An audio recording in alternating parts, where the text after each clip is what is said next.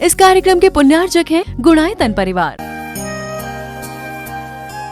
गुणायतन परिवार द्वारा भोपाल में बड़ी सार्थक पहल की गई है, जिसमें बच्चों को संस्कार युक्त और गुणवत्तापूर्ण शिक्षा देने का मौका मिल रहा है। ये बच्चों की व्यवस्था की गई है, जिसमें 6वीं 7वीं के बच्चे इस साल लिए जाएंगे और 11वीं 12वीं और सीए फाउंडेशन के बच्चों को यहाँ रखा जाएगा। ये मेधावी छात्रों को प्रावीण्य के आधार पर उसे प्रविष्टि मिलेगी। पूरे देश भर से प्रविष्टियाँ आएगी। प्रत्येक कक्षा में मात्र 30-30 बच्चों का ही चयन होगा और चयनित बच्चे वे होंगे जो अपनी प्रतिभा के बल पर चुने जाएंगे और उनको एक प्रकार की स्कॉलरशिप दी जाएगी। ये छात्रवृत्ति के तहत पढ़ेंगे। गुणायतन के समाज कल्याण की दिशा में एक बहुत अच्छी पहल है और ये सार्थक पहल है। इसकी शुरुआत भोपाल से हो रही है। ये भोपाल वालों के लिए बहुत गौरव का विषय है। इसके लिए गुणायतन के साथ विद्यासागर इंस्टीट्यूट और सेज और एपीटी, इन तीनों को भी मैं बहुत बहुत आशीर्वाद देता हूँ।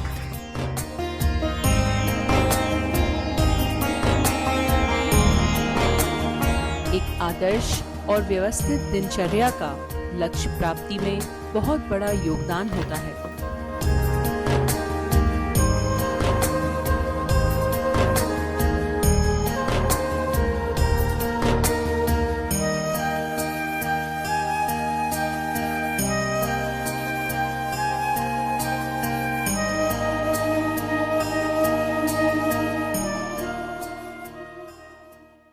बात सत्य की, सवाल सत्य क्या है?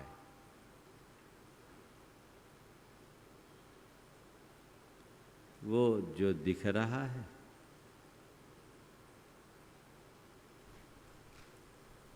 जो दिख रहा है, क्या वो सत्य है? जो हमारे सुनने में आ रहा है, क्या वह सत्य है? जिसका हम अनुभव कर रहे हैं, क्या वह सत्य है? जिसे हम भोग रहे हैं, क्या वह सत्य है? क्या है? जो दिख रहा है वो सत्य नहीं, जो सुनने में आ रहा है वो सत्य नहीं, जो अनुभव हो रहा है वह भी सत्य नहीं, और जिसको भोग रहे हैं वह भी सत्य नहीं। सत्य क्या है? जो देख रहा है वो सत्य है, जो सुन रहा है वो सत्य है, जो अनुभव कर रहा है वो सत्य है, और जो भोग रहा है वो सत्य है। हम दृश्य को पकड़ते हैं, दृष्टा को भूल जाते हैं। हम शब्द को पकड़ते हैं, श्रोता को नहीं जानते। हम अनुभव को देखते हैं, अनुभोक्ता को भूल जाते हैं। भोगों के पीछे भागते हैं, भोक्ता की उपेक्षा करते हैं। संत कहते हैं, दृश्य की नहीं दृष्टा की तरफ देखो,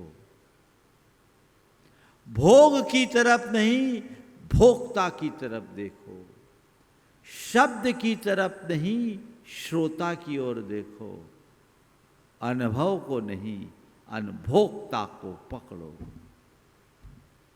वही सत्य है।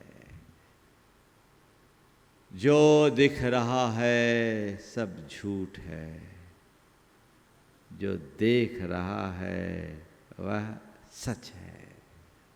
बोलो, ये बात सच है कि नहीं? क्या हो गया? यही सच है। पर मनुष्य के जीवन की ये विडंबना है कि पूरा जीवन उस झूठ को संवारने और संभालने में खपा देता है। किसके पीछे लगे हो? किसके पीछे? हाँ, काया और माया पता है सब। झूठ के पीछे जो है सब झूठ, और जिस दिन इस झूठ को पहचान लोगे, जीवन के परम सत्य को प्राप्त करने में समर्थ हो जाओगे। आज की 4 बातें जानो, मानो, ध्याओ, पाओ। जानो, मानो, ध्याओ, पाओ। सत्य की बात जब हम करते हैं तो सच्चे अर्थों में देखा जाए तो सत्य के विषय में तो कुछ कहा ही नहीं जा सकता। सत्य कथ्य नहीं है, अनुभवगम्य है, अकथ्य है, उसे कहा नहीं जा सकता, उसका केवल अनुभव किया जा सकता है। जो भी सत्य की बातें होती है वो सत्य नहीं है,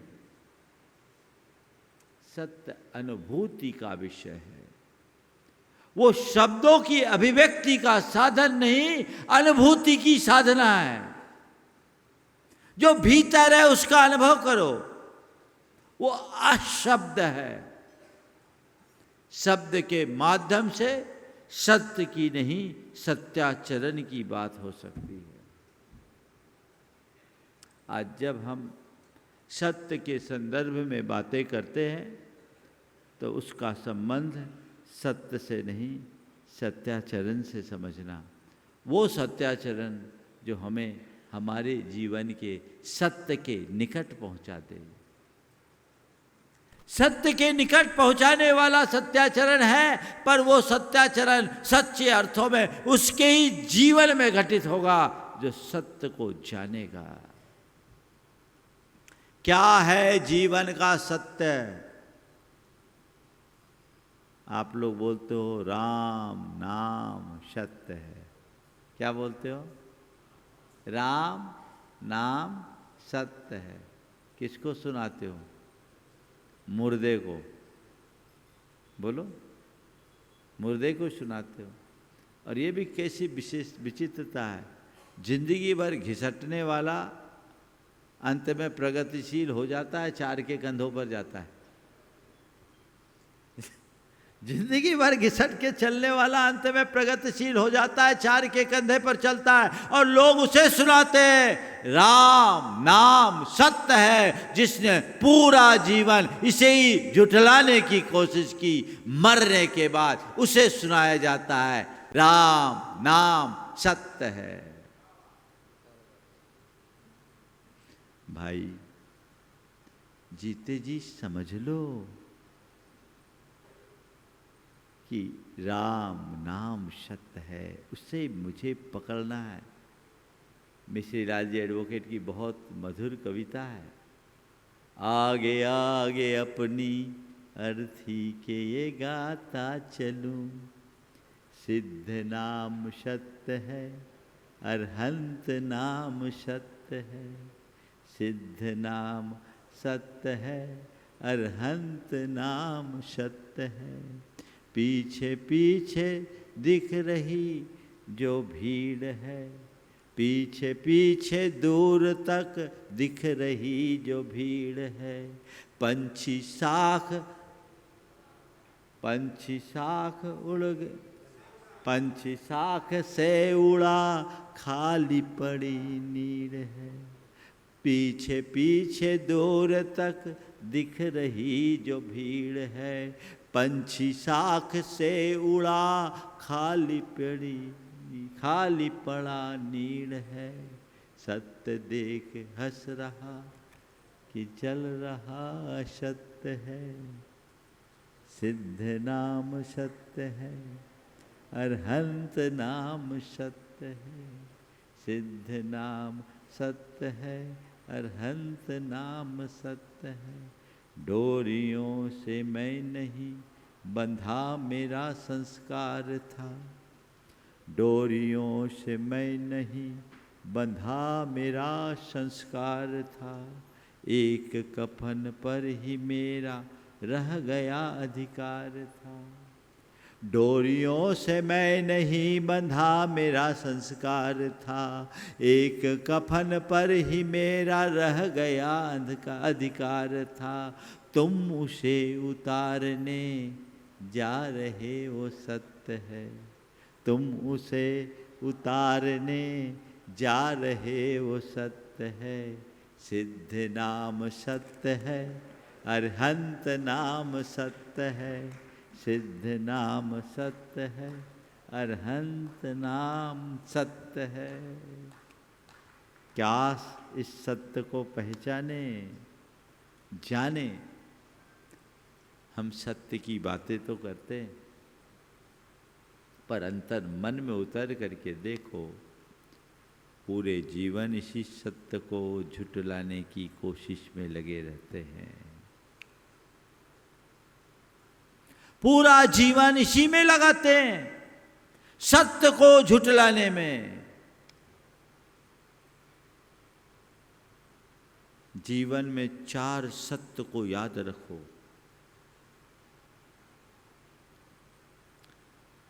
जिसने जन्म लिया है मृत्यु निश्चित है, ये जीवन का एक सत्य है। न कुछ लेकर आए न लेकर जाएंगे, ये जीवन का सत्य है। जो करेंगे वो भरेंगे, ये जीवन का सत्य है। मेरा केवल मैं हूं, बाकी सब संयोग है, ये जीवन का सत्य है। जानते हो इसे? महाराज जानते तो हैं। हमें तो बचपन में सिखाया गया है, राजा राणा छत्रपति हाथ इनके असवार, मरना सबको एक दिन अपनी अपनी बार। और आप अकेला अवतरे मरे अकेला होय, या कहूँ इस जीव को। बताओ भाई, ये जो हमें पढ़ाया सिखाया गया है, ये सच है या झूठ? बोलो। सच है, लेकिन करते क्या है? पूरा जीवन इसे ही झुठलाने में लगे हैं। जब तक इस सच्चाई को अंतर्मन से स्वीकार नहीं करते, जीवन की दिशा और दशा नहीं बदल सकती।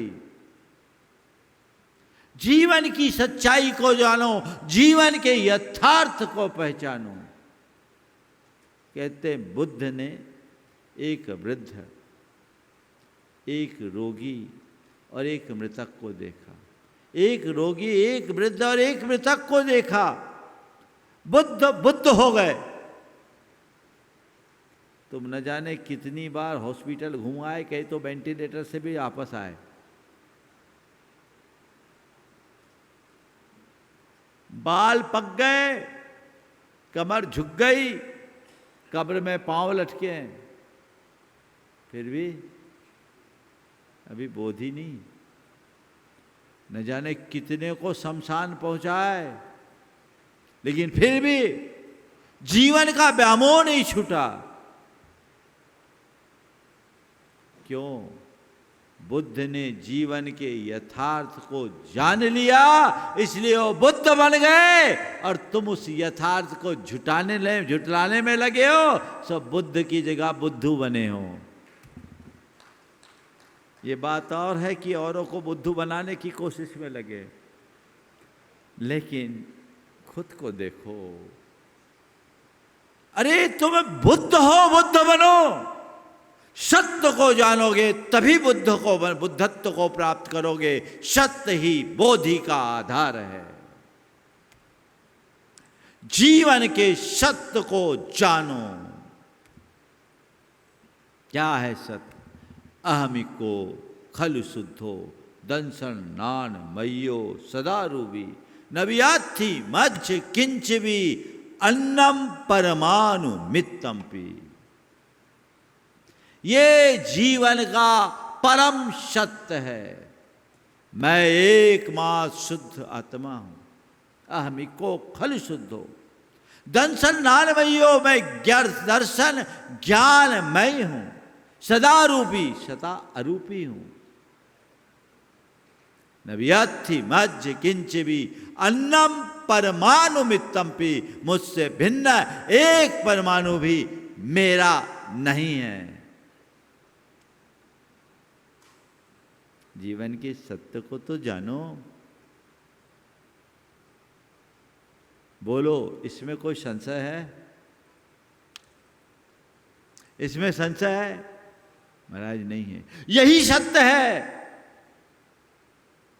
लेकिन हम उसे जानने की कोशिश नहीं करते।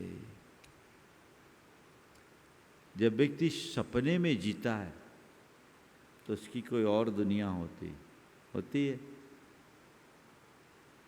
और जो सपने में दिखता है वही उसे सत्य में दिखता है। वास्तविकता को भूल करके जीता है। स्वप्न लोक का जीवन एक अलग जीवन होता है। हाँ, उसे सत्य का आभास तब होता है जब आंखें खुलती, तब इधर उधर दृष्टि फैलाकर देखता है, अरे ये तो सपना था। फिर व्यामोह खत्म हो जाता है, और जितनी देर सपने में रहता है तब तक कुछ दुनिया और होती। एक राजा था, उसका इकलौता बेटा 7 दिन से बीमार था, तीव्र दाहत ज्वर, सारा औषधोपचार किया, कोई काम नहीं किया। बड़े बड़े वैद्य आए, उसकी ज्वर को नहीं हर पाया। चंद्रकांत मणि का शीतल जल भी उसके ताह को शांत नहीं कर पाया।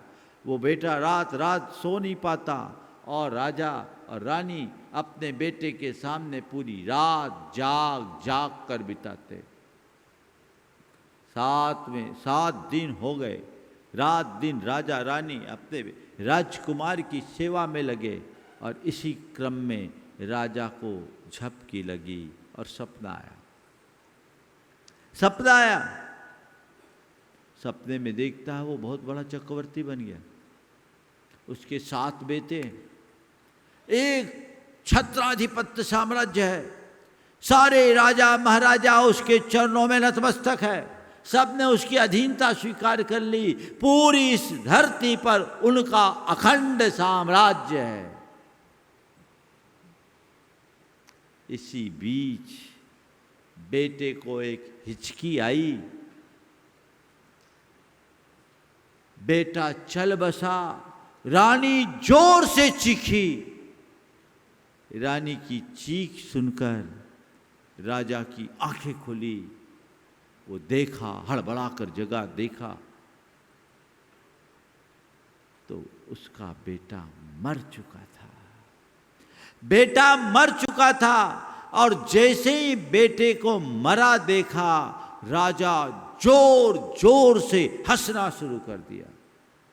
जैसे ही बेटे को मरा देखा, राजा जोर जोर से हंसना शुरू कर दिया। रानी ने कहा, ये क्या पागलपन, एक लौता बेटा मर गया और तुम ठहाके लगा रहे हो, ये तो मातम मनाने का क्षण है। राजा ने कहा, मैं तो यही सोच रहा हूं, किस पर रोऊं, इस एक के लिए रोऊं या उन 7 के लिए रोऊं। जब वो 7 थे तो ये एक नहीं था, और जब एक था तो वो 7 नहीं है। मैं किसके लिए रोऊं? मेरी नज़र में वह भी सपना था और ये भी सपना है, कोई अपना नहीं है। सत्य के बोध का ये एक सुंदर उदाहरण है। जीवन का यह दृश्य जगत का एक बहुत गहरा सपना है। जीवन का यह दृश्य जगत का एक बहुत गहरा सपना है। जब तक नींद भरी आंखों में, तब तक दृश्य जगत अपना। जीवन का यह दृश्य जगत का एक बहुत गहरा सपना है। जब तक नींद भरी आंखों में, तब तक दृश्य जगत अपना है। उतनी देर जाग कर जी लो जितनी अभी उम्र बाकी है, कोई नहीं किसी का साथी, सारी यात्रा एकाकी है। सत्य को जानो। जान तो गए हो महाराज, आप क्या हम लोगों को अज्ञानी समझते हो? मैं बिल्कुल भी नहीं मानता। मैं तो मानता हूं यहाँ सब बुद्धिजीवी लोग बैठे हैं, है ना, और ज्ञानी नहीं, विशिष्ट ज्ञानी है ना। जानते हैं पर क्या है, मानते नहीं। गुरुदेव कहते थे एक तो कछु जानत नहीं है, फिर मानत नहीं हो, ऊपर से तानत और हो। जानते नहीं, मानते नहीं, तानते हैं। यही गड़बड़ है। हमारे जीवन की सबसे बड़ी विडंबना है, सत्य को जानो और जानने के बाद मानो। मानते नहीं, सब जानबूझकर अंध बने, है ना। बड़ा प्रिय भजन है, जान बूझ कर अंध बने हैं, आंखन बांधे पाटी, जिया जग धोखे की टाटी। अरे जिया जग धोखे की टाटी। ये सब नश्वर संसार में व्यामोह रखना एक प्रकार का धोखा ही तो है। जान के भी अनजान बनना। जिस दिन सत्य को जानोगे, अंतर मन से जानोगे।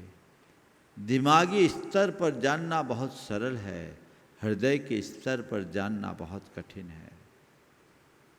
दिमागी स्तर पर, बौद्धिक स्तर पर हम बहुत सारी बातें जानते हैं। मैं जितनी बातें आपको बता रहा हूं, हो सकता उससे कहीं ज्यादा आप मुझे बता दो। ये जानकारी आपके पास है, लेकिन केवल बौद्धिक स्तर की। इसको जानने से क्या होगा? अंदर से जानो, भीतर से जानो। अभी क्या कहानी है, दुष्यंत कुमार की दो पंक्तियां बहुत अच्छी लग रही। हाथों पे अंगार लिए मैं पूछता रहा, हाथों पे अंगार लिए मैं ये पूछता रहा, कोई मुझे इन अंगारों की तासीर बता दे। अब बोलो इन बुद्धिमानों को क्या बोलूं? अरे भाई, हाथ जल रहा, अंगार फेंक, तासीर पूछने की क्या जरूरत? जान रहे हो मेरे दुखों का कारण क्या है, जान रहे हो मेरे व्यामोह का मूल क्या है, जान रहे हो मेरी उलझन की वजह क्या है, और जान रहे हो मेरी परेशानी का सबब क्या है, फिर भी वही कर रहे हो। तो बताओ कहां हो, कहां हो? जान बूझ कर अंध बने हो, आंखन बांधे पाटी, जिया जग धोखे की टाटी। यह संसार रैन का सपना। पूरा भजन याद नहीं, यह चलो यह धोखा है। इस धोखे से बाहर निकलने की बात है। अपनी आंखें खोलिए, जीवन के सत्य को पहचानिए, सत्य को जानो, सत्य को मानो, उस पर अमल करो अंतरंग से ऐसा श्रद्धान। मेरे संपर्क में एक सज्जन है, बड़े धनपति, भारत से बाहर रहते हैं, मोंटे कार्लो में, जो दुनिया के बड़े धनपतियों का स्थान है। समझ गए? दुनिया के बड़े धनपतियों का कहते, बहुत कम आबादी, 20 लाख की आबादी है उस शहर में, कुल चुनिंदा लोग रहते हैं। अब वहाँ रहने वाले लोगों की हैसियत क्या होगी आप जानो। वो मेरे पास आए पहली बार, उन्होंने कहा महाराज मैंने आपको चैनल के माध्यम से सुना और सुनने के बाद मेरे जीवन की दिशा बदल गई। आपको सुना, पहली बार जयपुर आए थे मेरे पास, और उन्होंने कहा महाराज जी सुनने के बाद मेरे जीवन की दिशा बदल गई अब मैंने एक बात तय किया कि अब तक मैंने बंद किया, अब मुझे निर्जरा करनी है। अब तक मैंने बंद किया, अब मुझे निर्जरा करनी है। महाराज, मैंने सब देख लिया। उस व्यक्ति ने जो अपनी कहानी सुनाई, बोले 6.5 वर्ष की उम्र में मैं आधी दुनिया घूम लिया था। जीवन के सत्य को समझो। 6.5 वर्ष की उम्र में मैं आधी दुनिया घूम चुका था, और 20 वर्ष की उम्र में ऐसी भी स्थिति आई कि मैंने रोटी चुरा के खाई। कितनी बड़ी सच्चाई। 6.5 साल की उम्र में आधी दुनिया घूम लेने वाले के साथ भी ऐसी स्थिति आ सकती है कि कभी रोटी भी चुरा के खाना पड़े। पर महाराज, आपने मेरी दिशा बदल दी। मैं दूर रहकर आपको पूरी तरह फॉलो करता हूँ। अब मैंने तय कर लिया है, अब मुझे निर्जरा करना है। और उनने अपने आप को बहुत सीमित कर लिया, सिकोड़ लिया। बोला अब मुझे अपने लिए जीना है, और ये मेरे पास मेरा कुछ नहीं है। बस एगो में सास दो आधा। कुछ वैधानिक परेशानियों के कारण मैं अभी बाहर नहीं निकल पा रहा हूँ, लेकिन अब मुझे समझ में आ गया, बस एगो में सास दो आधा, मेरा मैं हूँ। उस आदमी ने सर्दी के 4 जोड़ी और गर्मी के 5 जोड़ी कपड़ों तक अपने आप को सीमित कर लिया। बाकी सब चीज़ों को अलग करने का लक्ष्य बना लिया। ये दृष्टिकोण। सत्य को पहचानने के बाद जीवन की दिशा बदलती है, दृष्टि बदलती है, अभिप्राय बदलना चाहिए, सोच बदलनी चाहिए। ये कोई जरूरी नहीं कि तुम सन्यासी बन जाओ, पर तुम्हारा मन संन्यास्त होना चाहिए। संन्यास का मतलब केवल भेष बदलना नहीं, सत्य पर बुद्धि के न्यास का नाम ही संन्यास है। बुद्धि का सत्य में नष्ट हो जाना संन्यास है। जीवन के सत्य को अपनी बुद्धि में स्थापित कर लो कि भैया असलियत तो यही है, बाकी सब बेकार। आत्म तत्व ही सार जगत में, बाकी सब बेकार। ये श्रद्धान अपने अंदर जगा लो और उस दिशा में आगे बढ़ने का उद्यम करो। एक दिन सब धरा का धरा पर धरा रह जाएगा, कुछ भी साथ नहीं जाएगा। जीवन का ये सत्य है। सत्य को जानो और सत्य को मानो। आचार्य कुंद कुंद कहते हैं, अभी तक तुम जिसको मानते आए हो, जिसके पीछे पागल हो, वो सब बेकार की बातें, उलझाने वाली है, निस्सार है और दुखदाई है। उसे जानो जो अभी तक तुमसे उपेक्षित रहा। वे कहते हैं, शुद्ध परिचिदानुभूदा सवस्वे काम भोग बंध कहा, ए तस्वलंभो नवरिन सुलहो बिहतस।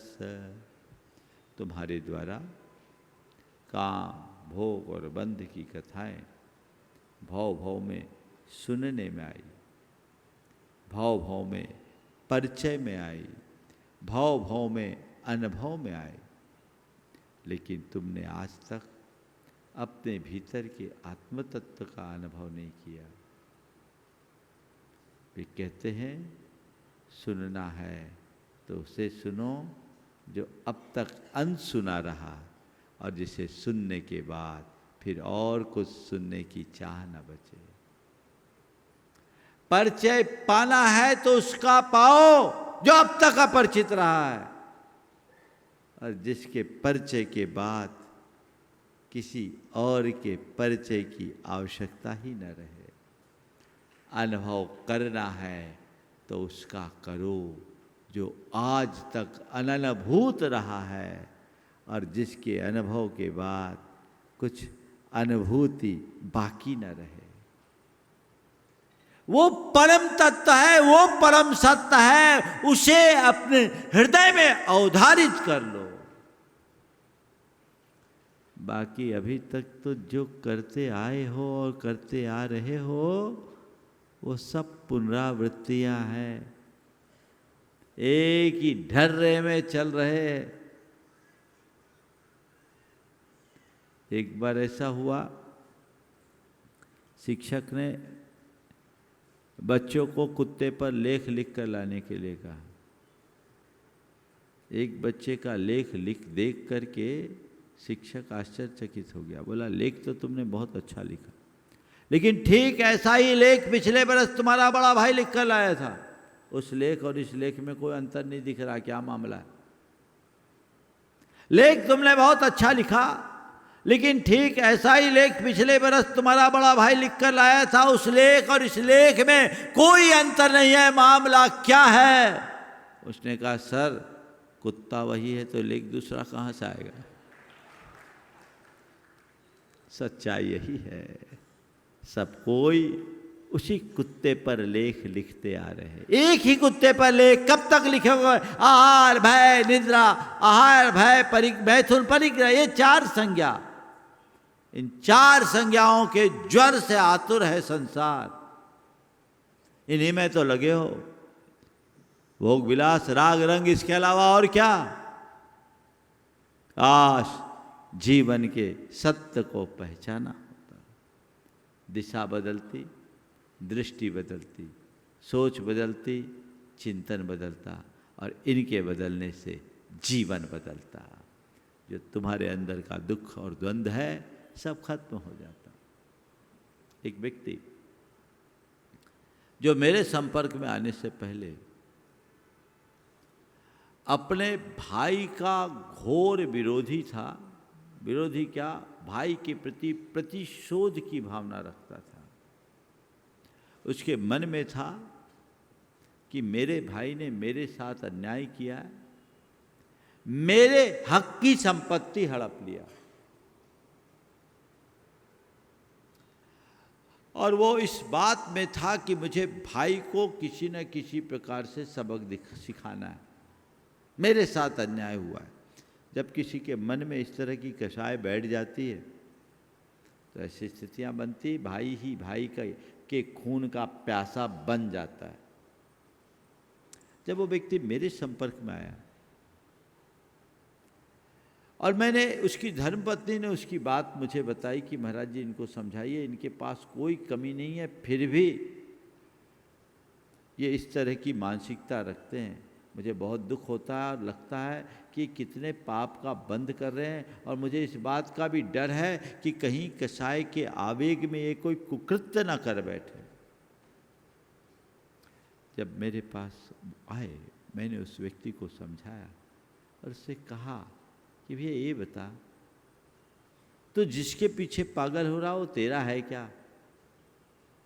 बताओ, तेरे पिताजी ने इतनी संपत्ति जोड़ी, वो भी छोड़ कर गए, तू जोड़ेगा, तू भी छोड़ करके ही जाएगा, लेकर के तो कोई गया नहीं है, ना जा सकता है। और तुम भाई के जिस संपत्ति को लेकर के इतने व्याकुल हो रहे हो, तेरे पास जो है क्या उतना भोग पाओगे?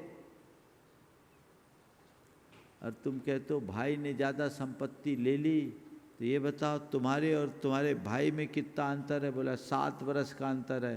बोले तुमसे 7 साल पहले बिजनेस ज्वाइन किया कि नहीं? बोले हाँ महाराज, वो तो मुझसे 10 साल पहले बिजनेस ज्वाइन किया, वो कम पढ़े, मैं ज़्यादा पढ़ा, मुझे टाइम लगा, और वो 10 साल पहले बिजनेस ज्वाइन किए, और उनने बिजनेस में ज्वाइन करने के बाद महाराज हमारे बिजनेस को आगे भी बढ़ाया। आज हमारे व्यापार को बढ़ाने में उनका बड़ा योगदान है। तो हमने कहा जो व्यक्ति 10 साल पहले व्यापार ज्वाइन किया है वह यदि हिस्से में कुछ ज़्यादा ले ले तो क्या बुरा है, वो उसका हक है। तो और तुम्हारी ये जिम्मेदारी कि वो मांग रहा है, तुम्हें देना चाहिए। और हकीकत में न ये तुम्हारा है न वो तुम्हारा है, कोई किसी का नहीं है। जीवन के सत्य को जानो। मैंने अपने तरीके से उस व्यक्ति को झकझोरा, संबोधा और ये बताया कि परिणामों की कलुषता का कुफल क्या होता है। उस व्यक्ति के मन से सब बातें निकल गई। उसने कहा, नहीं, अब हमें कुछ नहीं चाहिए, हमने अपने भैया को माफ़ किया। जो भैया के पास है वो भी मेरा नहीं, और जो मेरे पास है वो भी मेरा नहीं। गुणायतन परिवार द्वारा भोपाल में बड़ी सार्थक पहल की गई है, जिसमें बच्चों को संस्कार युक्त और गुणवत्तापूर्ण शिक्षा देने का मौका मिल रहा है। ये बच्चों की व्यवस्था की गई है, जिसमें 6वीं 7वीं के बच्चे इस साल लिए जाएंगे और 11वीं 12वीं और सीए फाउंडेशन के बच्चों को यहाँ रखा जाएगा। ये मेधावी छात्रों को प्रावीण्य के आधार पर उसे प्रविष्टि मिलेगी। पूरे देश भर से प्रविष्टियाँ आएगी। प्रत्येक कक्षा में मात्र 30-30 बच्चों का ही चयन होगा और चयनित बच्चे वे होंगे जो अपनी प्रतिभा के बल पर चुने जाएंगे और उनको एक प्रकार की स्कॉलरशिप दी जाएगी। ये छात्रवृत्ति के तहत पढ़ेंगे। गुणायतन के समाज कल्याण की दिशा में एक बहुत अच्छी पहल है और ये सार्थक पहल है। इसकी शुरुआत भोपाल से हो रही है। ये भोपाल वालों के लिए बहुत गौरव का विषय है। इसके लिए गुणायतन के साथ विद्यासागर इंस्टीट्यूट और सेज और एपीटी, इन तीनों को भी मैं बहुत बहुत आशीर्वाद देता हूँ।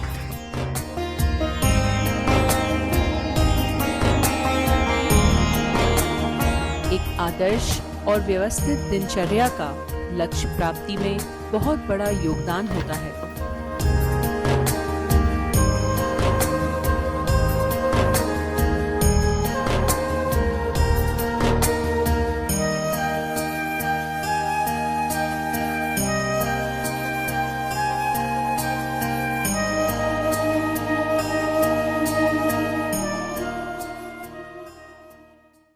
इस कार्यक्रम के पुण्यार्जक थे गुणायतन परिवार।